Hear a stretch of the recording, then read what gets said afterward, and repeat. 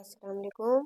آج آپ کے لیے ایک ایسی حقائق پیش کی جاتی ہے جس کا ظاہر کچھ اور ہے اور باطن کچھ اور۔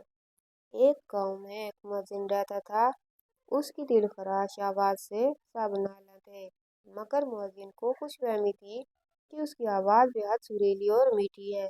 جب وہ اذان دیتا، سننے والے اپنا سر تھام لیتے، معصوم بچے اپنے مام سے لپٹ جاتے، راہگیر کانوں میں انگلیاں دے لیتے، وجہ مرد عورت بوڑھے جوان اور بچے اس کی فراختہ آواز سے پریشان ہو جاتے تھے۔ اہل محلہ نے بارہا اسے نرمی سے سمجھایا کہ تیری آواز اس قابل نہیں کہ تو اذان دے، ایسی بھیانک آواز سے اذان دینا شریعت میں منع کیا گیا ہے۔ محلے والوں کی جان اس سے عذاب میں تھی، سننے والوں کی نیند حرام ہو جاتی تھی، سروں میں درد ہونے لگتا تھا۔ آخر تنگ آ کر سب نے صلاح مشورہ کیا کہ کسی طریقے سے اسے مسجد سے فارغ کرنا چاہیے۔ سب نے دل کھول کر مؤذن صاحب کی مالی خدمت کی اور عرض کرنے لگے، ہم آپ کے لحن داؤدی سے بہت مستفید ہوئے، آپ نے بہت خدمت کی، اب کچھ آرام کیجیے۔ ایک قافلہ مکہ معظمہ جا رہا تھا۔ مؤذن صاحب حج کی تعداد کرنے کے لیے اس قافلے میں شامل ہو گئے۔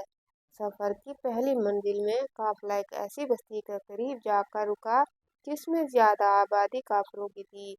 عشاء کی نماز کا وقت ہوا تو اس مؤذن نے اللہ کا نام لے کر اذان دینی شروع کر دی۔ آواز ایسی کرخ نکالی کہ قبروں سے مردے بھی اٹھ کھڑے ہوئے۔ قافلے والے ڈرنے لگے کہ کہیں کوئی فتنہ نہ برپا ہو جائے۔ تھوڑی دیر بعد ایک کافر ہاتھ میں شمع لیے مٹھائی اور کپڑوں کا قیمتی جوڑا لے کر آیا اور قافلے کے اندر آتے ہی پوچھنے لگا، وہ مؤذن کہاں ہے جس کی آواز سے ہمیں حیات نو ملی؟ قافلے والوں کو اس کی یہ بات سن کر حیرت ہوئی۔ کافر مسکرا کر کہنے لگا، میں شکریہ ادا کرنے حاضر ہوا ہوں۔ کافر کہنے لگا، میری اکلوتی لڑکی ہے، نہایت ہی حسین و جمیل اور نازک دماغ ہے، مدت سے اس کی آرزو تھی کہ مسلمان ہو جائے، ہم اسے برابر سمجھاتے رہے کہ یہ خیال چھوڑ دے، اپنے باپ دادا کا مذہب نہ چھوڑ، مگر اسے کوئی نصیحت کارگر نہ ہوئی تھی۔ اسلام کی محبت اس کے دل میں جاگزین ہو چکی تھی، اس سبب سے میں ہمیشہ پریشان اور خوفزدہ رہتا تھا، مگر آج اس مؤذن کی آواز نے وہ کام کر دکھایا جو ہزار نصیحتیں بھی نہ دکھا سکیں۔ لڑکی نے مؤذن صاحب کی آواز سن کر پوچھا، یہ مکروہ آواز کیسی ہے جو کانوں میں آ رہی ہے اور دماغ پر ہتھوڑے کی طرح بج رہی ہے؟ اس کی ماں نے جواب دیا، یہ اذان کی آواز ہے، مسلمانوں میں نماز کی اطلاع دینے کا یہی طریقہ مقرر ہے۔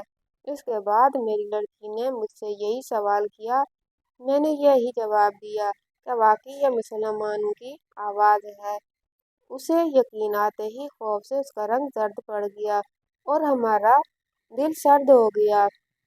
اس نے اسی وقت طے کر لیا کہ وہ اسلام قبول نہیں کرے گی۔ ہم تشویش و عذاب سے چھوٹ گئے، ہمیں واقعی اس کی آواز سے راحت پہنچی۔ اب میں اس مؤذن کا احسان مند ہوں اور شکریہ کے طور پر یہ نذرانہ اس کے لیے لایا ہوں۔ کافر مؤذن سے بغلگیر ہو کر دعائیں دینے لگا اور کہنے لگا، جناب آپ میرے محسن ہیں، آپ نے آج وہ احسان مجھ پر کیا ہے کہ ساری زندگی آپ کا غلام رہوں گا۔ اگر میرے قبضے میں کسی ملک کی بادشاہت ہوتی تو آپ کو اشرفیوں میں تول دیتا۔ اس سے کیا درس حیات ملتا ہے؟ آواز حق بلند کرنا، یعنی تبلیغ دین کے لیے بھی مناسب لوگوں کا انتخاب کیا جائے۔ اسی طرح ایک دانا بینا شخص نے بطور تمثیل کہا کہ برصغیر کے علاقے میں ایک ایسا درخت ہے جس کے سائے کا پھیلاؤ کئی کوس تک ہے، اس کی جڑ پاتال کی خبر لاتی ہے اور اونچائی آسمان تک پہنچتی ہے، اس سے مخلوق خدا فائدہ اٹھاتی رہتی ہے۔ اس کے پتوں کے متعلق لوگوں کا یقین ہے کہ وہ نہایت ہی تلخ ہوتے ہیں، مگر جس شخص کو قسمت سے کوئی پتا ہاتھ لگ جائے اور وہ اس پتے کو کھا لے تو اسے حیات ابدی نصیب ہو جاتی ہے۔ اس درخت کے نیچے مردان خدا سال ہر سال جھولیاں پھیلائے انتظار میں بیٹھے رہتے ہیں کہ کب کوئی پتا جڑے اور ان کے ہاتھ آئے۔ یہ حقائق ایک بادشاہ سے سنی और जी ने कहा कि अगर उस शजर का मेवा मिले तो क्या कहने। बादशाह ने अपने मसाहिबों और वजीरों से अपनी इस ख्वाहिश का जिक्र किया। सब ने हाँ में हाँ मिलाई। आलिगर्द बादशाह ने बरसगीर पाकोइंद में अपने एक होशियार आदमी को उस दरख्त के फल के लाने के लिए रवाना कर दिया। वो बेचारा मुद्दों जंगल जंगल सहरा सहरा मारा मारा फिरता रहा, लेकिन गोहर मकसूद हाथ न आया। जिस किसी से ऐसे दरख्त और फल का पूछता वो उसका मजाक उड़ाता। क्यों दर बदर खाक छान रहे हो, ठंडे ठंडे जिधर से आए हो उधर को लौट जाओ। वो आदमी था मन का पक्का, इरादे में काम न आने दिया और बराबर कोई दस्त की खाक छानने लगा। जब बरस गुजर चुके, पूरे हिंदुस्तान के गोशे गोशे चपे चपे में फिर चुका, बकाए दवाम के शजर का कहीं निशान न मिला। इस कदर मेहनत और तकलीफ करत जाने से उसके रंजो गम की कोई इंतहा न थी। बदकिस्मती पर आंसू बहाने लगा। बेचारा कासिद मायूस हो गया और बसदे हसरत यास वतन को वापस चल पड़ा। सच कहते हैं कि किसी की मेहनत रायगा नहीं जाती। चलते चलते उसका गुजर एक ऐसे मकाम से हुआ जहाँ एक बुजुर्ग रहते थे। उनके इल्म फजल और कश्फ व करमात की बड़ी शोहरत थी। कासिद ने दिल में सोचा, मुझे उस बुजुर्ग की खिदमत में जाना चाहिए। मुमकिन है शेख की नगाहे तफात से बिगड़ा काम बन जाए और मायूसी राहत में बदल जाए। ये सोचकर चश्म पुर आब लेकर शेख के पास हाजिर हुआ। उसकी नूरानी सूरत देखते ही अपने आप पर इख्तियार न रहा, शब्द का दामन हाथ से निकल गया और रोता हुआ उनके कदमों में जा गिरा। इस कदर आंसू बहाए कि सारा बोझ हल्का हो गया। शेख ने उठाकर शफकत से गले लगाया और पूछा, क्या बात है, परेशानी का सबब क्या है। उसने अर्ज किया, जिस काम के लिए बरसों पहले वतन से निकला था वो काम नहीं हुआ। अब सोचता हूँ वापस जाकर बादशाह को क्या जवाब दूंगा। बादशाह ने मुझे बकाए दवाम की शजर की तलाश में यहाँ भेजा था। मैंने उसकी जुस्तजू में इस मुल्क का चप्पा चप्पा छान मारा, मगर नाकामी और मायूसी के सिवा कुछ हाथ न आया।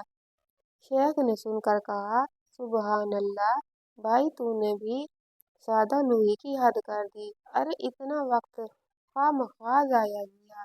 तुम लोगों ने असल बात को नहीं समझा, लफ्जों को ले लिया, मैंने पर गौर नहीं किया। वो शजर इल्म हुनर है जिसका समर हयात जावदा का असर रखता है, और उस दरख्त का पत्ता मार्फत खुदाबंदी है।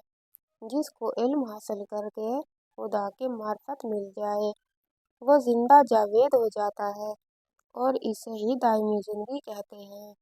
इससे हमें ये दर्स मिलता है, अजीज, सिर्फ अल्फाज पर गौर ना करो, मैंने के अंदर गोता लगा, सूरत के पीछे मत भाग, सीरत देख जाहिर पर ना जा, बातिन देख सिफत पर नजर रख, ताकि तुझे जात की तरफ से ले जाए।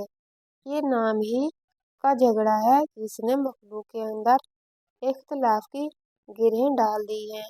जहाँ मैंने पर निगाह की जाती है वहाँ इख्तिलाफ नहीं रहता।